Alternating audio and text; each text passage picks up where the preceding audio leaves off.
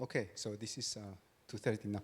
Yeah, welcome to session PS42, Fingers and Hands 2. Yeah, we have a set of presentations, 4, and they're all related to the same thing. And thank you very much for staying until now. I know it's been a few exciting days, and so thank you very much for being here. Yes, so the first paper is given by Bingqing, right? Yeah, and she will talk about user-defined gestures, gesture interaction for VR museums and elicitation study. So, yeah, please go ahead if you're ready. Good afternoon, everyone. My name is Bingqing Chen from Liverpool University. I would like to share with you some of our research progresses on user-defined gesture interactions for VR museums elicitation study. Yeah. So with the development of VR technologies, the immersion experience it provided required more intuitive and natural interaction. Freehand gestures interaction is a method facilitated by hand tracking technology that offers touchless manipulation of digital content, enhancing the user experience.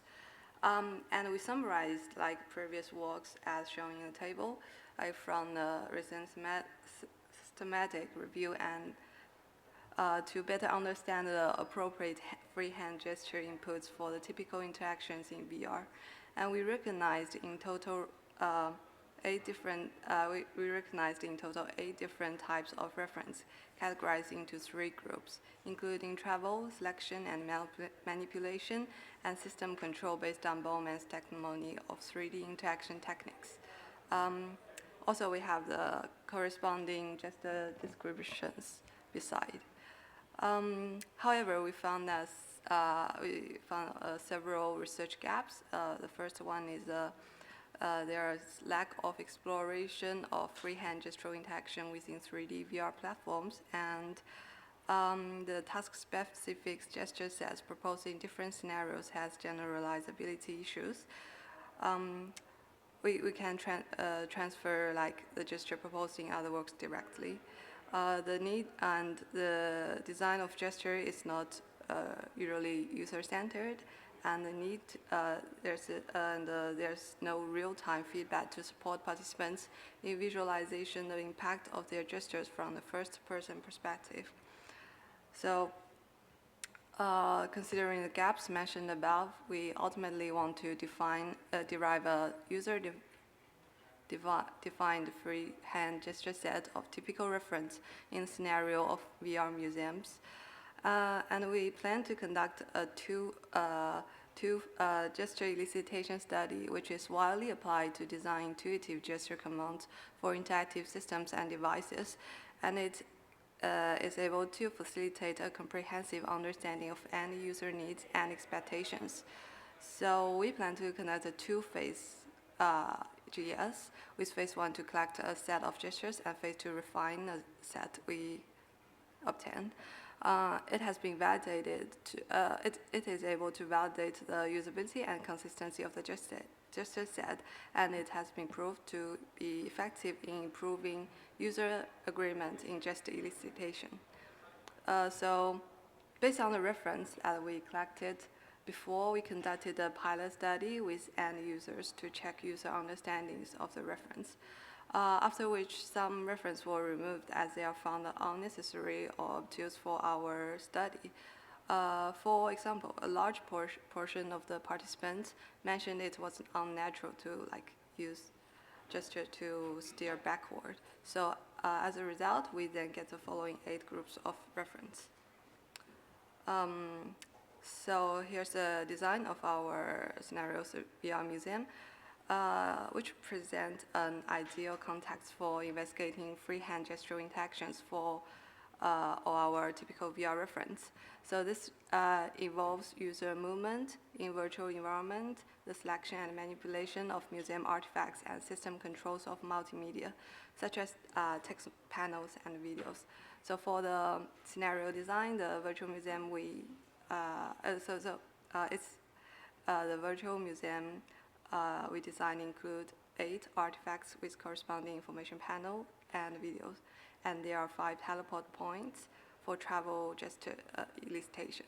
So you can see on the picture there are small white circles indicate the destination of the teleportation. And here's the image illustration of artifacts inside the museum. We also developed enhanced Wizard of Oz approach where moderator could observe the participants' first-person perspective on the laptop screen, and moderator can provide real-time Wizard of Oz feedback to participants through the keyboard control on the laptop. And here's a video illustration of the moderator provide the in-time response according to the proposed gestures through the keyboard input.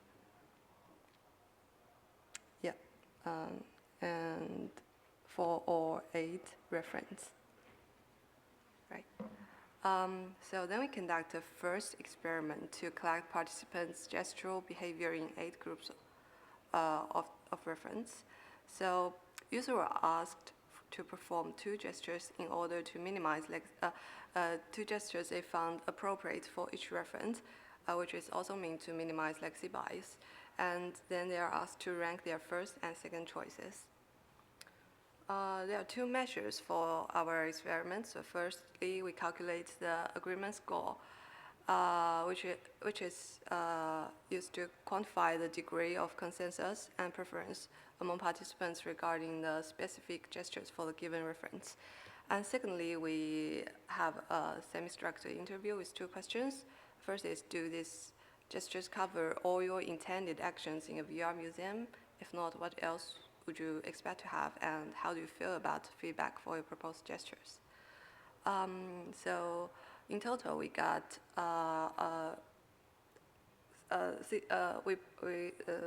since some participants have difficulty in proposing a second gestures for some reference, so we finally conducted 424 groups of gestures and 87 different groups of gestures. So the picture on the right shows the distribution of our gestures collected, which categorized into 5 dimensions. And it shows a higher percentage of point, posture, and unilateral gesture appear to be the dominant orientation.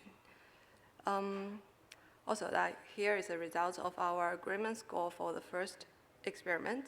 The highest score of the first choice and second choice goes to video and panel and select an item respectively. And the number of gestures refers to the total number of distinct gestures collected for the corresponding reference. Yeah. So in the interview, we found that about 60% of the participants feel that the 8 groups of typical reference was sufficient for VR museum visiting. Aligned with our research before, and which validates our typical ones. So there are also participants suggest that they want more visual cues for navigation in virtual museum. In addition, our results show that 78% of participants endorse the real-time feedback from the Wizard of Oz technique with specific positive feedback. Yeah. And one of them said the feedback is so immersive as they are actually visiting a museum. And in the experiment, then we conducted experiment 2, where we aim to further verify usability and consistency of the gestures in experiment 1, and to finally form a user-defined gesture set for VR museum.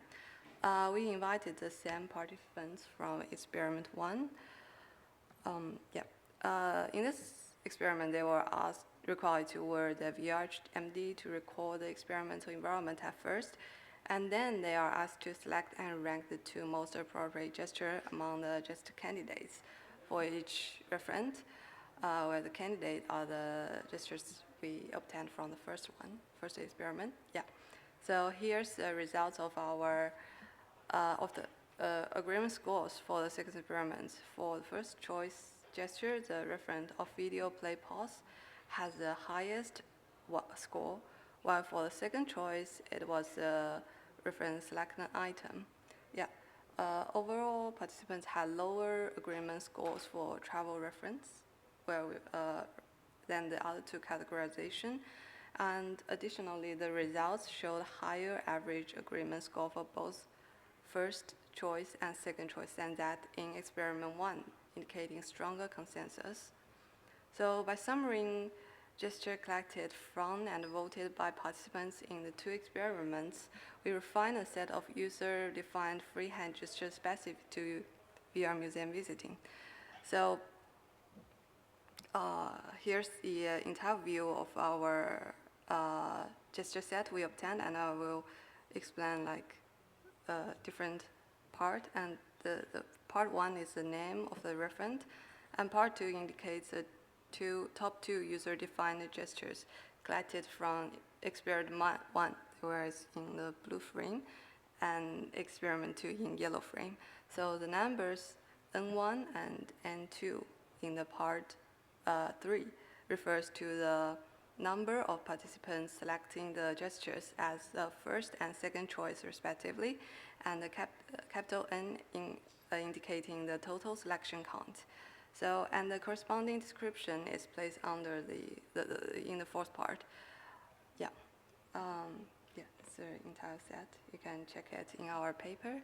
And also we explored there are some differences in proposed gestures between novices and experienced users. Like for novices users, they are reported have no previous experience with hand tracking technology in VR.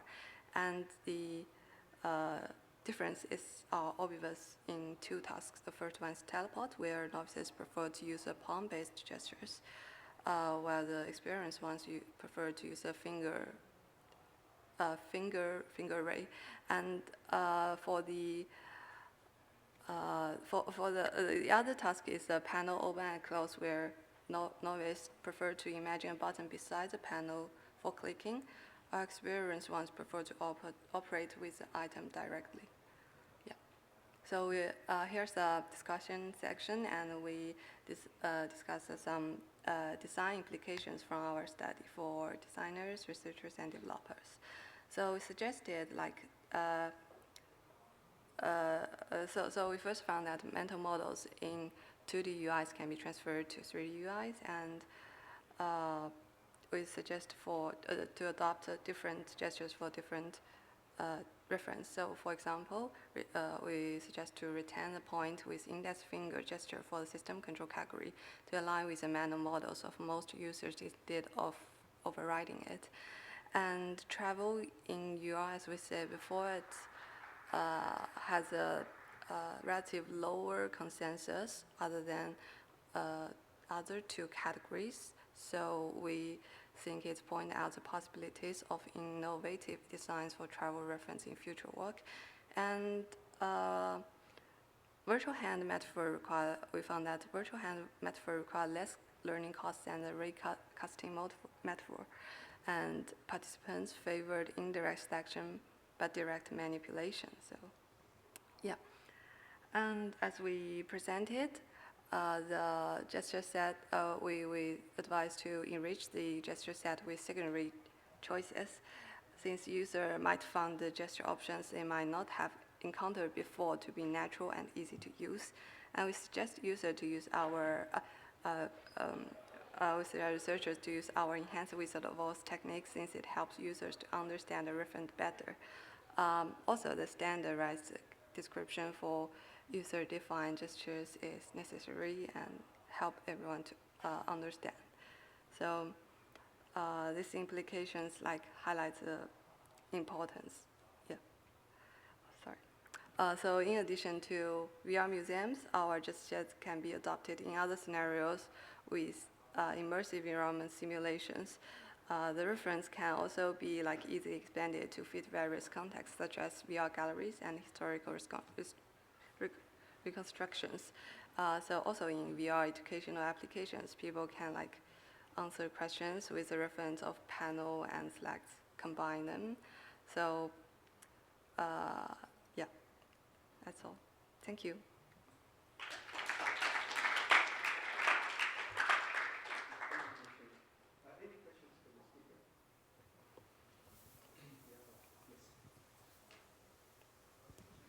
Hi, Ephraim Schott from Weimar University.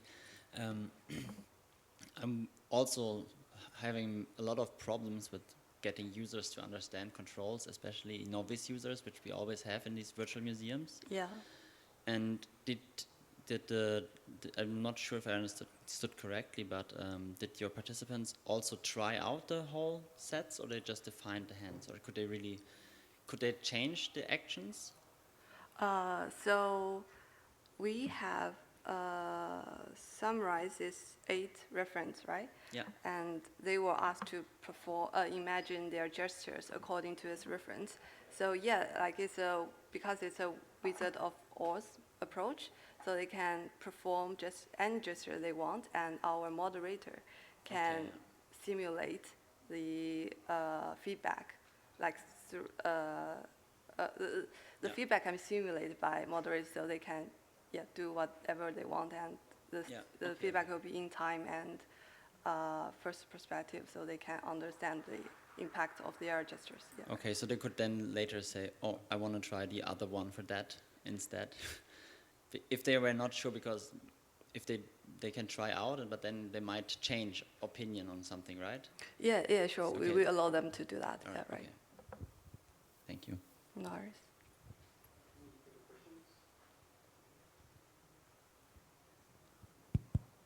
Yeah. Oh, yes. Yeah, thanks for the presentation. Maybe just a short question.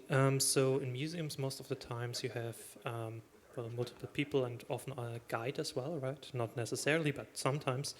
And I would assume that maybe a guide needs some more, well, maybe freedom, right? Maybe he wants to summon the group, maybe highlight things on objects, and maybe, I don't know, make some marks or notes on exhibits. Have you considered such a case as well, or are you planning to do this?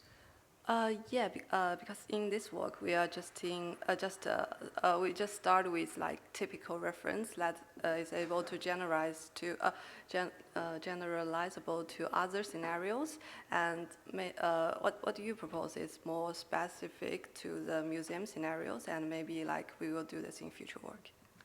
Yeah, Okay, thank you. Thank you. We have time for maybe one short question, if anyone would like to ask. If not, then let's thank again Bingqing. Great work. Yeah. Please.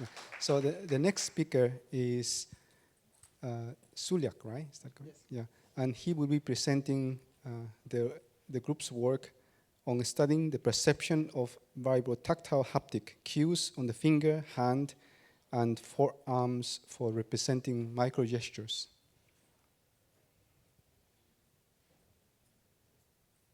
Yeah, please go ahead.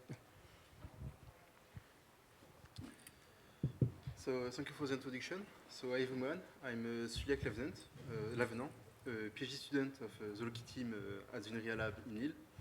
And I'm going to present the work we conduct with Alix Goguey, Sylvain Malacria, Laurence, Nigay, and Thomas Pietrzak on the representation of Vibrotactile cues. So there was a good lecture on Haptic yesterday, so I will not go deep again. In our case, we interest in Vibrotactile from the haptic field. So Vibrotactile consists in the perception of vibrations through the sense of touch of the users. Vibrotactile is widely used technology found in many devices, from phone to video game controllers. It is also smaller than other technologies, more transportable, widespread, easy to access, and easy to implement. The stimulations provided by one Vibrotactile actuators have 3 main parameters. The vibrations can vary in duration, intensity, and frequency. But there are more possible parameters as the on-body locations of the vibration. We can provide vibrations to different areas through multiple actuators location, but increasing the number of actuators could also be a physical constraint. But other way to play with the location parameter also exists. As the funneling effect, that is an illusion where we feel vibrations between 2 working actuators, and by modifying the amplitude of the 2 actuators, funneling allows us to create the phantom vibrations between them. And the phantom vibrations position depend on the amplitude of the two vibration actuators that even allow us to create a motions effect between two actuators. And using two vibrators with or without funneling has the ability to encode position and direction through patterns. To continue with the second topic part of this research, what are microgestures? Microgestures are subtle movements and interaction that can be performed with the fingers and with wrist or arm movements. In our case, we're focusing in a subset called the sum two-finger microgestures, where the sum is the only actuators and the other four fingers are just receivers, such as tap, hold, swipe with down and up variant, and flex with down and up too. So microgestures are used in mobility and augmented scenarios, which did not have a conventional graphic interface. In this case, how to provide additional information to the users. We first began by looking for feed-forward and feedback information for microgestures. By feed-forward, we refer to an informative signal preceding the interactions. For example, an indication that the microgesture is available. And by feedback, a signal following the interactions, for example, a command confirmation. But the first question has then appeared to us, how to represent microgestures with vibrotactile cues. So we have 4 different microgestures that we can do with 4 fingers, and we want to encode them with vibrotactile cues based on the full pattern parameters seen before us. To represent the 4 fingers, we decided to use 4 different vibrotactile areas, one for each finger, to then provide them the microgestural information they need. And to represent the microgestures, we went to reproduce a sensation similar to the tactile sensation during the corresponding microgestures. So first, a tap is a fast and a static microgestures. So for the fast aspect, we choose a short vibration duration. And for the static aspect, we not provide a movement sensation. So we choose a short and high frequency vibration to represent it, and call it the short static pattern. And doing something like this. To continue with the hold, longer version of the tap, we needed a longer pattern to differentiate from the tap patterns. So we take a longer vibration duration, bringing us to a long duration pattern, and we use low frequency vibrations to increase the contrast, and calling the long static pattern, and looking like this. For the swipe pattern, still with the idea to mimic microgestures self-feedback sensation, swipe is characterized by continuous motion, contact, and direction. We chose a funneling sliding effect in both directions to represent it, and call it the continuous dynamic patterns. We look like this one. Finally, encoding the flex pattern was more difficult, as it do not have contact when performed. The flex microgesture is mostly defined by a direction. We then chose the pattern with the first short vibration in the first location and the longer in the second to provide the directions, and call it the discodynamic patterns. Then comes the question of the placement of the axis and patterns on the users. The fingers perform an USAID microgestures, and we want to say near the fingers. So the most logical position would be then on the fingers to transmit this pattern. However, a number of constraints due to use, placement, or user goodwill may arise, making placement on the finger impossible. For this, we want to study different locations, leading us to the 3 following, so the basic one on fingers, on the back of the hand, along the phalanx to keep in line with fingers, and on forearm, for cases where you can't really keep yourself on the hand and to stay close enough to the fingers. So to sum up, we have designed 6 patterns for 6 microgestures, which can be performed on 4 different fingers. To connect with the literatures, we call the combination of a pattern and axis a tacton. We then studied 3 locations for these tactons. And to continue with the experiment details, we recruit 36 participants, leading us to 12 per location. And the experiment consists in the recognition of each pair of patterns on axis by the participants. And each pair was repeated 6 times for consistency. So the experiment have a mixed design. All participants sell all tactons, that's the within subject aspect. And each participant only uses 1 device locations, and that's the between aspect. So the experimental protocol have 4 phases: pattern demo phases, axis demo phases, the experimental phases, where the participants have to recognize the axis and the patterns, and the questionnaire phases, where the participants answer to the demographic questions. And the whole experiment takes around 40 minutes to be complete by the participant. So the experiment task was the following: pattern is played on the axis, and the participant fill it. The participant thinks about which pattern has been played on which axis. And the participant enters the answers and for completing that result. To have a quick overview of the results, there was no significant difference in tactone recognitions, so the pattern and the axis, between the different locations. There was no significant difference in axis recognitions between in pattern recognitions between the different locations. However, there was effect on the general pattern recognitions, where the short static, so the tap pattern, was better recognized than the discrete dynamic and the continuous dynamic patterns. And where the long static, the whole pattern are better recognized than the discrete dynamic and continuous dynamic patterns too. And the discrete dynamic, so the swipe pattern was better recognized than the continuous dynamic pattern, so the swipe pattern. For axis recognitions, on the other side, finger placement enabled significantly better axis recognitions than of the back of the hand and on forearm. And axis recognitions on forearm also was significantly better on the forearm than on the hand. And there was no significant difference between the recognitions of the different axes in general. To illustrate our patterns, let's use simple scenarios in a gaze and microgestures selection technique on an architect model, for example.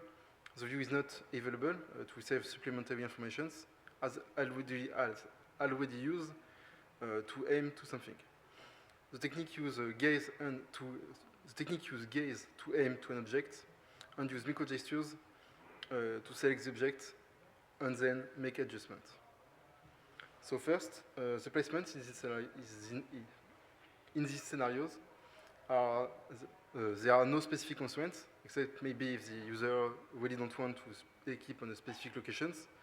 So the best will be used, so the finger location.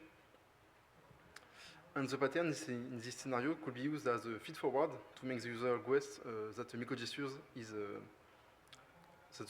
an action is available.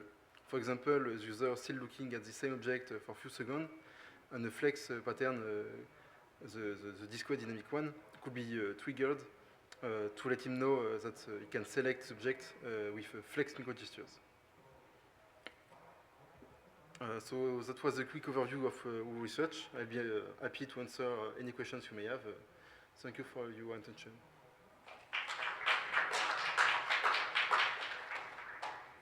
Thank you, Suliac. Any questions for Suliac on this work, please? I may have missed this, so I apologize if I did. But out of the 3 positions, you had a position here, one here. Yes. Out of the 3 positions, which position proved to be quote unquote better? On the finger. It's really obvious, but yes, it's on the fingers. That's And this was the accuracy? Yes. What was, yeah. It's about recognitions of the different axes, and for patterns there are no effect on the location, but for axes it was better recognized on fingers. That's little obvious, and after on the forearm and last position on the hand. Thank you.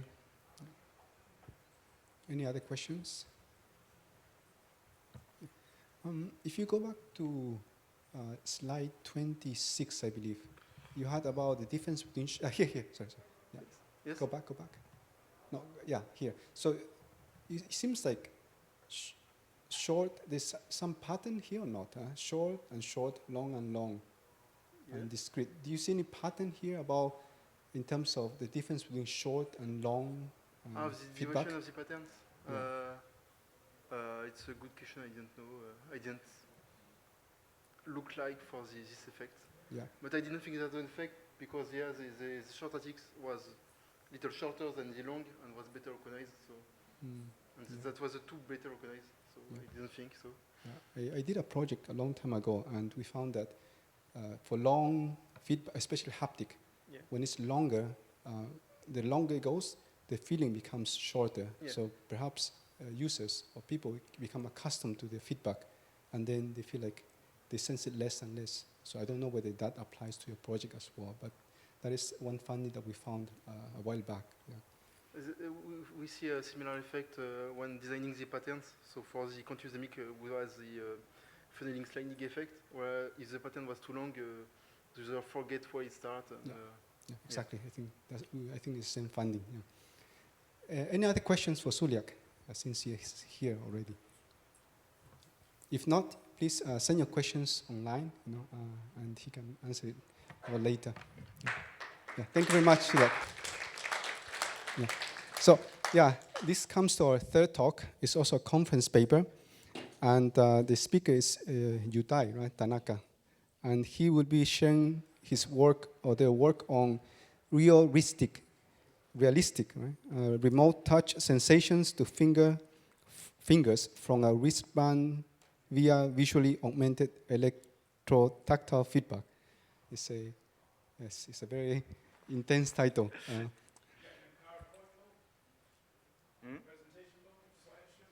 Oh, okay. Yeah, once you do that, then you can pass it. Is it working? Oh, nice. It's working. Yeah.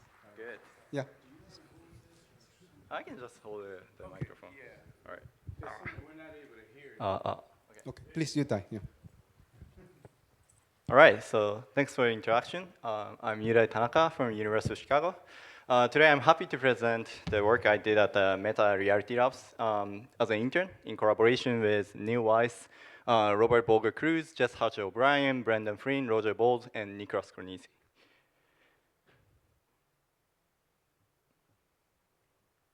So you guys seen this user interacting mixed reality, touching and grabbing virtual UIs and objects. They enjoy the feeling of touch sensation every time when they touch, grab, release all these virtual UIs. But this person doesn't wear anything on their hand. All this person wears is this wristband.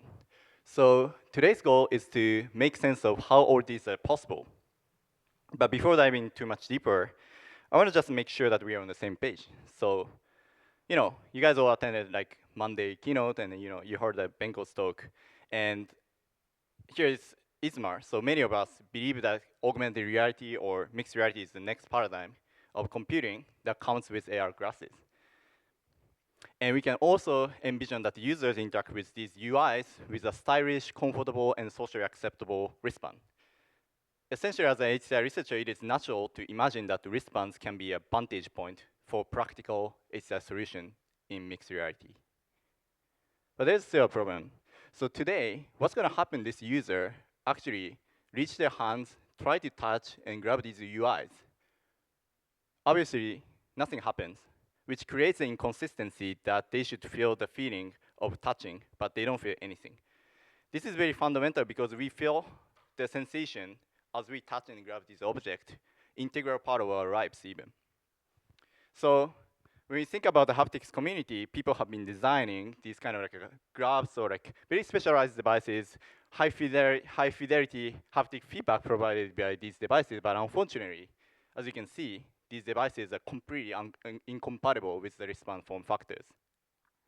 So recently, researchers started positing their view that how can we integrate the haptics into the wristband? TASB is a good example, 5 years ago, from actually the Reality Labs. This is a squeezing device that squeezes your wrist, creating like a gentle pressure feedback and even the vibration feedback, creating a variety of multimodal haptic solution in a mixed reality. We can also resort to a pneumatic solution from the wrist. But unfortunately, it is very obvious that these devices only provide haptics only at the wrist. So there still remains a problem that that user try to touch, grab the object with their fingers, they only feel the sensation at the wrist. This leads to a research question. Can we output haptics in fingers, but merely from the wristband? This is kind of paradoxical if you are just looking at the surface of the skin. You know, the wrist and the hands are so distant. But if you're looking at what's inside of our body, we have a beautiful nervous system that is actually connecting all the tactile receptors all the way from the finger pads to the wrist, even to the brain. So theoretically, it is possible to create a sensation in the finger pads from the wrist.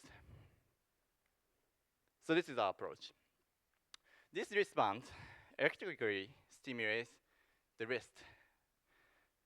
When you look inside of the skin, this actually affects the nerves that is connected to the fingers and the hand, creating the voltage potential and excites the neurons, even from the wrist, but creating the sensation in the hand. Problem solved? Let's see. Unfortunately not. These sensations from the wrist are not precisely localized to the finger yet. This is the challenge we have been facing in this project. And this is a very fundamental problem that goes down to our basic anatomy. As we were seeing at the nervous system, the nerves are actually bundled together at the wrist, innervating all these nerve structures from the thumb, index, and ring, and middle fingers. So if we naively stimulate the wrist, we unfortunately create much, much larger areas of the sensation than we intended to. And this is also the fundamental limitation of all these prior works in this domain. Essentially, it is very, very difficult to create a precise localized sensation in some index fingers only from the wrist. We want to solve this challenge, but by a very different approach. Ventriloquism. Some of you may know, but let's see what it is.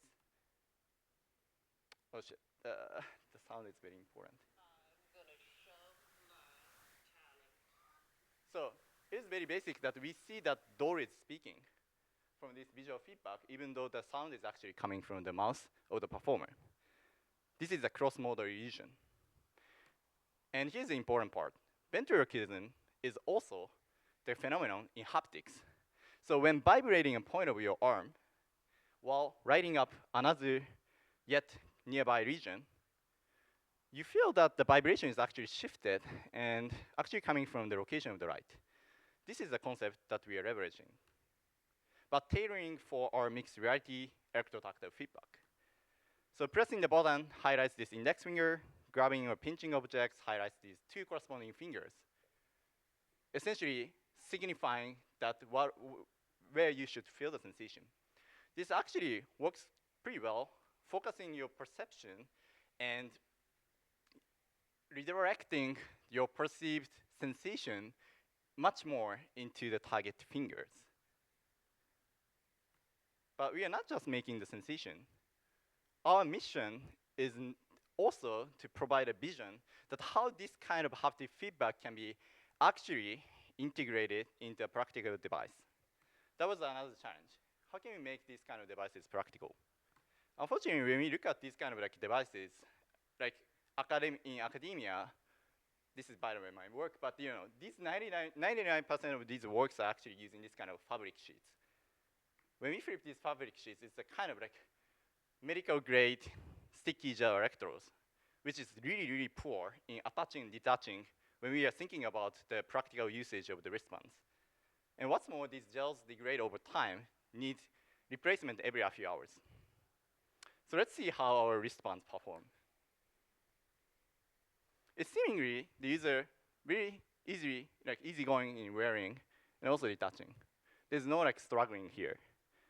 The trick here is this. This is an electrodes, but looks very different from these conventional electrodes. We custom made the conductive elastomer, which is as conductive as copper, but unlike copper, it doesn't chemically react with your skin, so it's highly biocompatible. When you see on the right, when we are naively attaching the copper, after 2 weeks of use, the copper looks like this because of the chemical reaction. And when the electrodes looks like this, it's also not good for your skin. So we can't really use the copper naively. And our elastomer also so chemically stable that it doesn't degrade, so we don't need no frequent replacement. So yeah, we have this wristband that is like wrapping your wrist and then can target the specific nerve structure that is relevant to thumbs and index finger.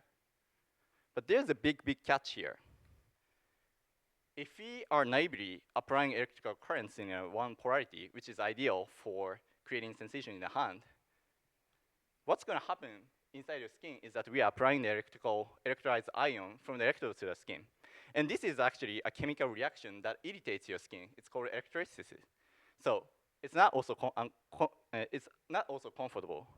So to address this issue, we actually need to counterbalance the polarity so the ion doesn't stay in your skin and it actually goes in and it goes out of your skin. So it's more comfortable. But another challenge here is that if you are naively counterbalancing the polarity, the pulses are doubled and it creates more wrist dominant sensations, which is from the haptic feedback perspective, it's not ideal. So we kind of like invented this kind of like asymmetric waveform that is, in terms of integral, it still counterbalances the charge. But this amplitude of this priming pulse is so low, so it is below the threshold of creating a sensation. In this way, our stimulation can make comfortable and remote sensations. So to recap, we made a practical wristband with elastomer electrodes, and we improved the comfort of asymmetric charge balancing. Let's see how it actually works. So we did a user study with 12 participants. The task is we gave them a stimulation, and they indicated where they felt, and they also described the quality of the sensation. The targets were thumb and index finger, the most important two fingers in mixed reality. One good news is that with our improved comfort and then a practical wristband, the most of the sensations were described as tapping instead of tingling or pain. But as we expected, without any visual feedback, it's kind of sad to see that all these sensations are not localized. Only 30% in the thumb, or only less than 20% in the index finger. That's why, as I said, we introduced the visual feedback. We explored these three conditions, highlighting fingertip, finger, or finger to the wrist region. And here's a result. This is like how much of the perception occurred in the target fingers. So the percentage is higher, this means better. And we had two levels of mixed design, so we did the analysis with 2A and over after making sure the normality and sphericity. And we found out the finger condition was better than the other conditions. And this was also the case for the index finger. So for both fingers, the highlighting fingers made most sense and then successfully redirected the perception in the target fingers. So overall, with the help of the visual augmentation from our practical wristband, we could cause about 50% of the sensation in the thumb, mirrored from the wrist. And this is a significant improvement compared to the no visual. The same story for index finger, a little bit less, but 40%, and much better than the no visual. We also did another user study probing into the experience. So what we wanted to do here is that our new approach is actually better than prevalent Vibrotactile wristband. So we recruited another 8 participants. We had 2 conditions, our wristband and then the conventional Vibrotactile wristband. By the way, this one is the same actuator as the Quest controller, so it's kind of state of the art. Both of them are visually augmented. The task was pressing a button,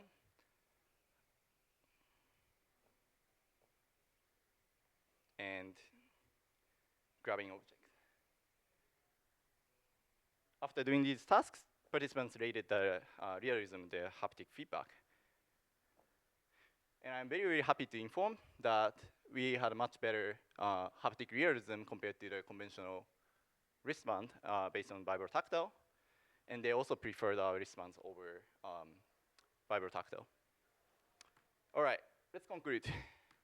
So today I talked about our approach of creating the sensations in the fingers in a very precisely localized way, which is the state of the art, actually, merely from the very practical wristband. I'm very, very excited that this can really inform the vision that this kind of like practical wristband could be actually even integrated into the wristband we are using in maybe 10, 20 years. And it can really empower our mixed reality interactions. And in fact, this is like kind of stuff that I have been exploring in my PhD, intercepting users' nervous system. I have worked on various domains in how intercepting the nerves can enable a novel and empowered interaction in the haptics domain, or even stimulating the brain to create the sensation all over the body. One interesting thing, after diving deeper into this domain, is that there's a really interesting trade-off in terms of the resolution of the haptics, which means in my Chi-23 paper, we were able to create the 10 different areas of the sensation just from the back of the hand without attaching anything to the palm. But when we go to the brain is the most like dense locations for the neurons. So we kind of lose the resolution. So we can only make one type of sensation, one location of the sensation from the brain to the hand. So this is a trade-off. But I'm very excited this work, ReaWristic, that I introduced today is actually adding another dimension. By designing the cross-modal illusion, we can actually, without changing any physical stimulation, we can actually amplify the performance of this kind of stimulation, and then we can actually enhance the resolution without resulting in any other modalities or devices. All right, that's it. So I'd like to thank my manager and collaborators from Reality Labs Research once again, and happy to take any questions.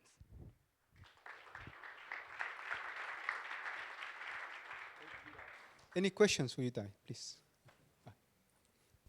Hello, I'm Shatabdi. So my question, like I have two questions for you. One is did you have any participants which have like sweaty hand problems? And if so, like, do you think the nervous system will work the same for your wristband? That's the first question. And the second question is, I saw your participant pool. So as your work is like heavily relied on the nervous system itself, so do you think if older adults uses the wristband, it will have the similar results, or how do you think you can generalize can you generalize the results, and if not, like what's your vision for that? Amazing questions. Are you one of the reviewers? I don't know.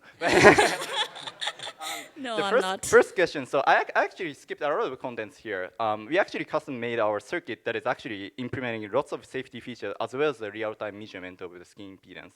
So we actually consistently make the intensity regardless of your skin condition. So if you are a sweaty hand, the voltage will be lower to keep the amount of the current the same.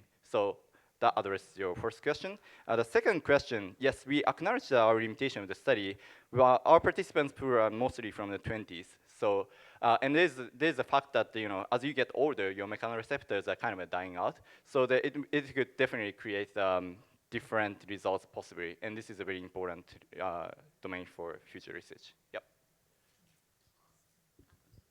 Just a follow-up question. So do you think for the older adults, you'll have to design the wristband in a different way, or what's your future vision for that?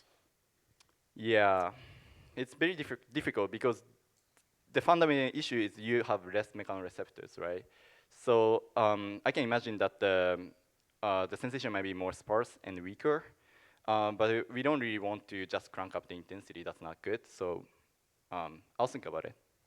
Thank you so much. Two quick questions. The amount of subjects you had, how they use, 'cause it seems to be low, like 8, I think was one of them. 12 for the psychophysics and 8, but that's based on our power analysis. Okay. So, and my other question, and I don't do haptics, so forgive me for my ignorance here, but do we know what could be the long-term effects of vibration and what problems could happen? That's very, very important point. So it is actually the case that in recent neuroengineering and the invasive stimulation community that if you just keep stimulating, that your neurons long-term excitability gets higher, which means gets lower. So which means your perception will be kind of like diminishing. So we have to address that, which means we have to design an interaction that actually mitigates the time of the stimulation in a way it doesn't really overstimulate your nerves. So I think there's like safety range, which means it doesn't affect your long-term nerves like sensitivity, and that's what we have to find out. And people have been collaborating in a institution way, and then trying to find out what is the range of the stimulation parameters that doesn't create long-term like effects. Yeah. And the power analysis is in the paper? Yeah. Okay. Just a quick I think it's not on the paper, but we open sourced all the data analysis in the IEEE Explorer. Yeah. Just a quick question. You may have mentioned this already. So the haptic feedback is continuous, like, and for how long is run? That's also a perfect question. So it's this. So it's a one pulse. It's actually related to your question. So we don't want to continuously stimulate. So this is all designed for one pulse in a contact and then a release timing, which actually makes sense when we think about what kind of neurons mechanoreceptors are active in actual like object manipulation. So in our case, because we are stimulating all the R1, SA1, and PC receptors at the same time, it makes most of the sense when we actually just stimulate at the contact and then release. Yeah. Thank you. That makes sense. Any other questions? If not, let's then Yudai here. Thank you very much. Very interesting work. Yeah. So then this comes to our last speaker, please. Not the least, of course. So Satadi will be talking about exploring finger-worm solutions for transitioning between the reality and virtuality continuum, so related to haptics as well, right?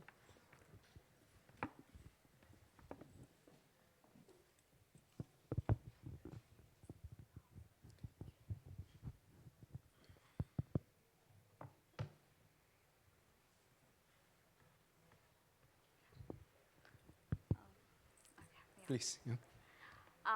Hello everyone, I'm Shatabdi and I'm a PhD student from UBC. Today I'm going to present our work, exploring finger-on solutions for transitioning between reality-virtuality continuum.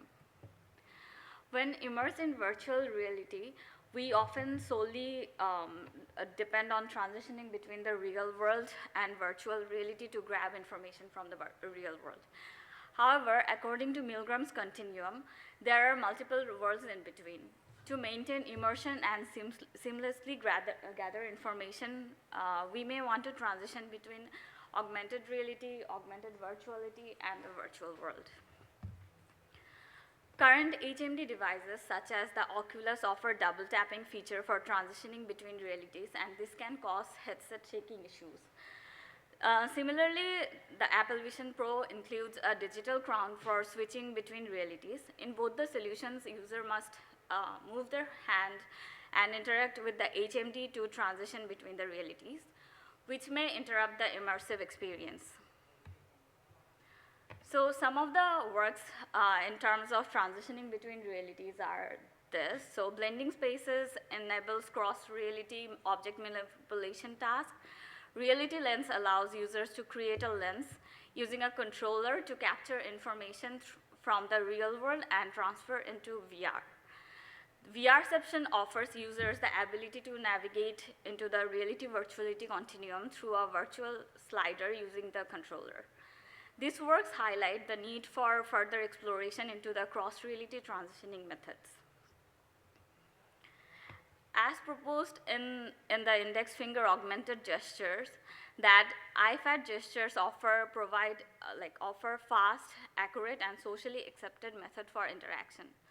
Inspired by IFAT gesture, in our previous work, we introduced finger button as an effective solution for transitioning between real and virtual worlds. And we compared the solutions with virtual buttons, hand gestures, and double tapping methods. However, the current finger button solution is limited, facilitating transitioning between the binary worlds. So we wanted to explore finger-based solution which can provide fast, hands-only, controller-free transitioning experience to users in multiple reality. So we addressed 2 research questions in our paper. So in the context of multiple realities, how scalable is the button-based solution are? And we explored that in study 1.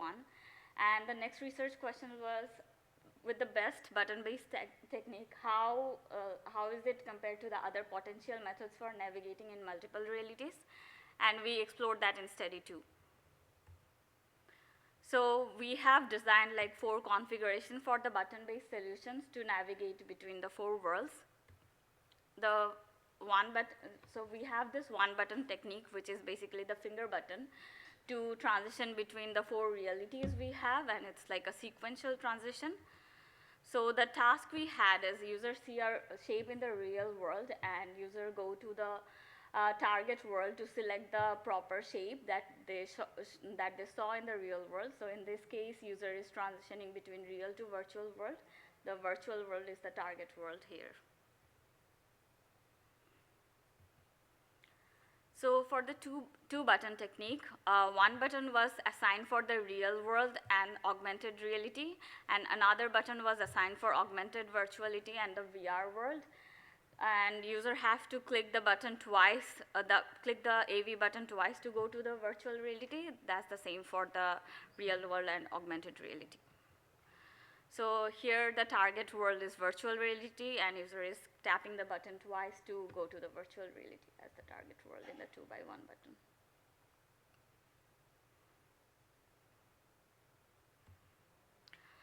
So the next technique is the 4-button technique, which is like sequentially in the index finger installed.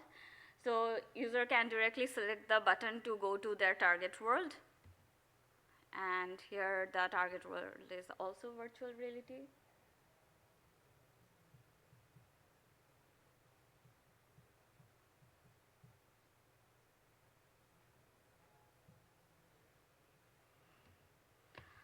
And the 2x2 button has 4 buttons as well, but it's a bit compact in the index finger. So user can bend their finger very easily compared to the 4x1 button, and it's a direct transition as well. So user is selecting VR as a target world and selecting the information from the real world.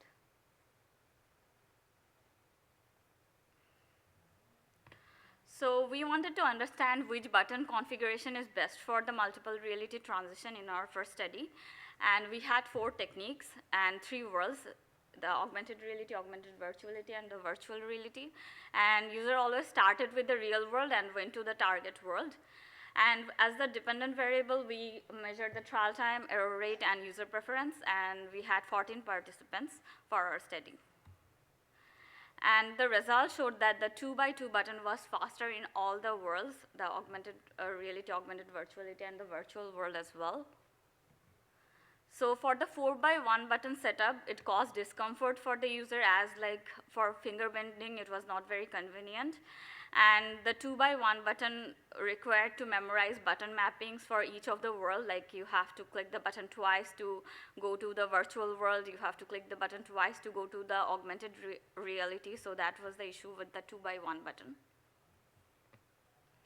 And for the 2x2 button, it was a participant favored it most because it was like quick transition, and for the 1x one button, it was good for simplicity, but the issue was the sequential traversal. Say, for example, if you want to go to the virtual world, you have to tap the button thrice. And you have to, if you want to come back to the real world again, then you have to tap the button 4 times. And if you make a mistake, so yeah, you understand, like it takes a lot of time. So the next research question was to understand how our best button-based method is working compared to the other potential method for navigating in the multiple reality, and we explored that in study 2. So we have explored the 2x2 button from the first study, and then joystick, rotary wheel, and a slider. So for the 2x2 button, it's just direct mapping, and the task was a counting task. So user see a shape information in the real world, and user have to count the shape information in the real world and in the target world as well, and come back to the real world, select the total that they got from both the worlds, and submit it. So here user is counting the triangle information. In the real world they saw 2 triangle, and in the virtual world they saw 3 triangles, which is like sums up to 5, and user is submitting 5 in the real world. So user is using 2x2 button for the task. And for the next one, we have joystick. So we have we have separated the joystick in 4 coordinates. Each coordinate is referred to a particular world. So user have to memorize which coordinate is mapped to which world, and they can go to their target world accordingly. So here user is going to the AR world using the joystick.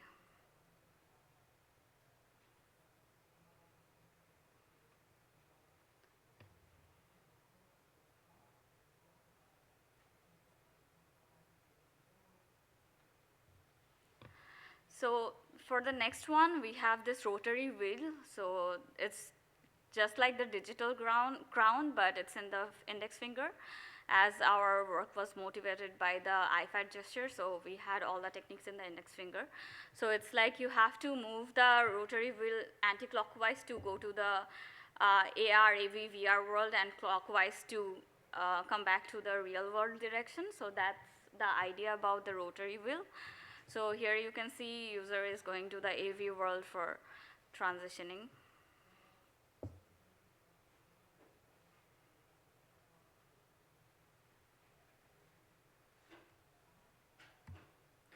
The next one was a slider. So the left side was more aligned to the VR world, and the right side was more aligned to the real world. So it's like the rotary wheel, but it's just the direction is like you can move it like a slider. So that's about it.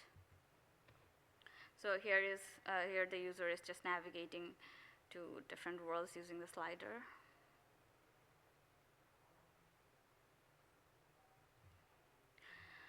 So the goal of the study too was to understand which input technique is best for multiple reality transitioning. And we had 4 techniques, 3 worlds, and the dependent variables were trial time, error rate, user preference, and we had 12 participants for the study. And for all the techniques, we found that the 2x2 button was faster in all the worlds. In terms of subjective feedback, we got that the 2x2 button offers like the haptic feedback, and participants like the clicking sound of it. The joystick received a mixed feeling, like positive for control that it gave the participants, but negative for the cognitive load and the finger fatigue associated with it.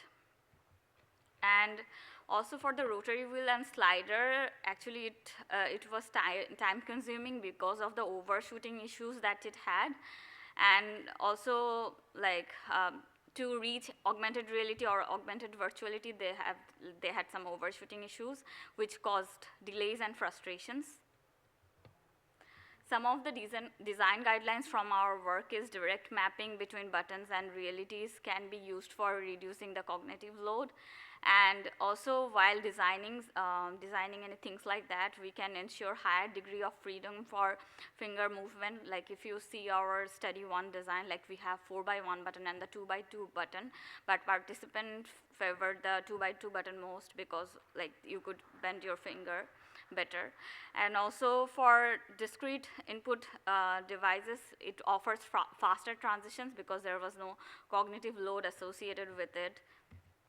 So we can say that finger-based transitioning is effective and fast technique for navigating in multiple realities, and also it offers seamless transition without controllers or device stability concerns, which opens new avenues for hand-based VR interactions. Thank you for listening.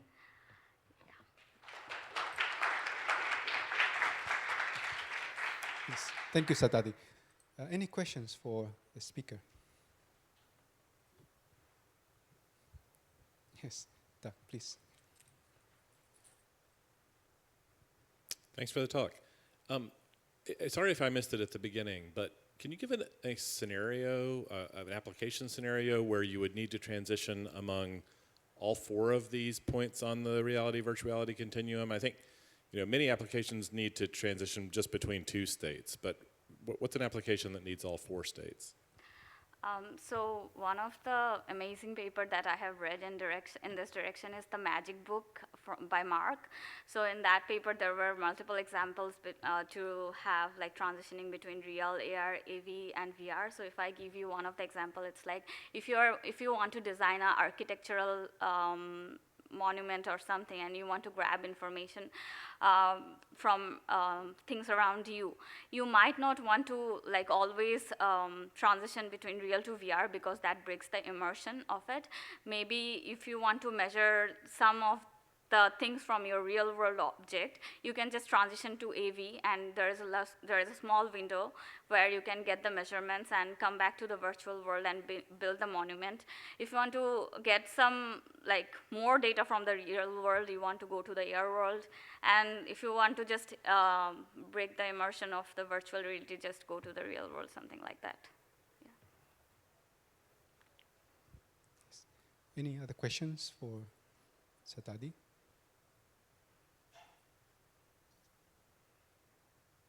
Okay, if not, then let's thank her again. Thank you very much. Very nice work. Thank you so much.